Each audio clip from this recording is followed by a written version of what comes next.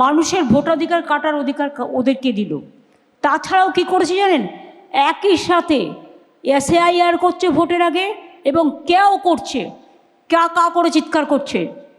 আর কেউ 2024-এ এসছে, কেউ বা তার কিছুদিন আগে এসছে, তাদের জন্য 4টে ক্যাম্প তৈরি করে স্পেশালি গতকাল 2টো করেছে।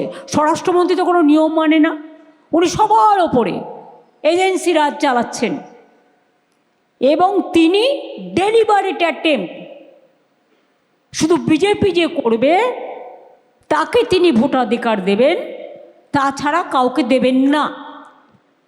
দাঙ্গাবাজরা এরকমই করে। এসআইআর ভোটের বাক্সে কেমন ফল দেবে তা নিয়ে নানা রকমের রাজনৈতিক মতবাদ আছে, নানা রকম কথা বলছেন লোকজন। কেউ বলছেন বিজেপির বুমেরাং হবে, বিজেপির ভোটারই বেশি বাদ যাবে, মতুয়া ভোট। মানুষের কিন্তু প্রবল একটা হয়রানি হয়েছে, এটাও অস্বীকার করার নয়, তারাও ক্ষুব্ধ। আবার কেউ কেউ বলছেন এসআইআরে তৃণমূলকে বিপাকে ফেলার চেষ্টা হচ্ছে। আপনার নিজের অ্যাসেসমেন্ট কি? আমি যেটা সত্যি সেটা আমি বলছি। সত্যি কথা বলতে আমার কারো কাছে মাথা নত করতে হয় না। মানুষের ভোটাধিকার কেড়ে নেওয়ার কোনো অধিকার বিজেপির নেই, গভর্নমেন্ট অফ ইন্ডিয়ার নেই, ভ্যানিশ কুমারের নেই, স্বৈরাচারীদের নেই, ব্যভিচারীদের নেই, এবং দুর্যোধন দুঃশাসনদের নেই। আমি চাই ভোটাধিকার মানুষের থাকবে, গণতন্ত্রে কে জিতবে কে হারবে সেটা মানুষ ভোটের মাধ্যমে ঠিক করবে। ওরা কে? কেউ কেউ বলছেন সুকৌশলে রাষ্ট্রপতি শাসন জারি করে দিতে পারে রাজ্যে। আরে রাষ্ট্রপতি শাসন তো 6 মাস ধরে করে রেখে দিয়েছে, আমাদের তো কোনো কাজ করতে দিচ্ছে না। সবই তো নাকি ভ্যানিশ কুমারের আন্ডারে। একটা অফিসার চেঞ্জ করা যাবে না, একটাও পুলিশ কাজ করতে পারবে না।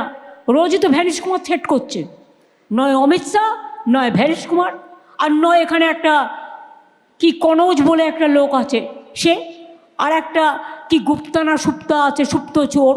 এসআইআর নিয়ে আপনি আন্দোলন করছেন, বিরোধিতাকে আমি আজকে না, আমি প্রথম দিন থেকে বলেছি। সেটাই তো বলছি, আন্দোলন করছেন। আপনি সুপ্রিম কোর্টে গেছেন, দিল্লিতে হইচই ফেলে দিয়েছেন। জাতীয় স্তরে বাকি রাজনৈতিক দলগুলো পারল না কেন? এই যেটা পশ্চিমবঙ্গে এতটা হচ্ছে, মানুষ সচেতন হচ্ছে, মানুষ জানতে পারছে, হ্যাঁ কি হবে সেটা পরের ব্যাপার, কিন্তু মানুষের একটা অধিকারের লড়াই তো হচ্ছে। শুনুন, আমি রবীন্দ্রনাথ ঠাকুরের ভাষায় এদের একটু শিক্ষা দিয়ে যাই, নীতি শিক্ষা। রবীন্দ্রনাথ ঠাকুর বলেছিলেন, মানুষের অধিকারে বঞ্চিত করেছ যারে, সম্মুখে দাঁড়ায় রেখে তবু করে দাও না স্থান, অপমানে হতে হবে তাহাদের সবার সমান। এবং বলেছিলেন, যারে তুমি নিচে ফেলো সে তোমারে বাঁধিবে যে নিচে, পশ্চাতে রেখেছো যাদের তার পশ্চাতে রেখেছো যারে সে তোমারে পশ্চাতে টানিছে। আগে দিল্লি সামলাক, তারপরে বাংলা দখল করার চিন্তা করুক। বলবো নাকি অ্যাবস্টেইন একটু? এখনও খাতা খুলিনি, খুলবো কিন্তু। ভদ্রতা একতরফা হয় না, দুতরফা হতে হয়। খুলবো। Chapter is ready, a proper time I'll open it. What is called abstain? বিরোধী ওয়াটারগেট কেলেঙ্কারির থেকে বড় কেলেঙ্কারি। নিজেদের চলে যেতে হবে এই 2026-এ।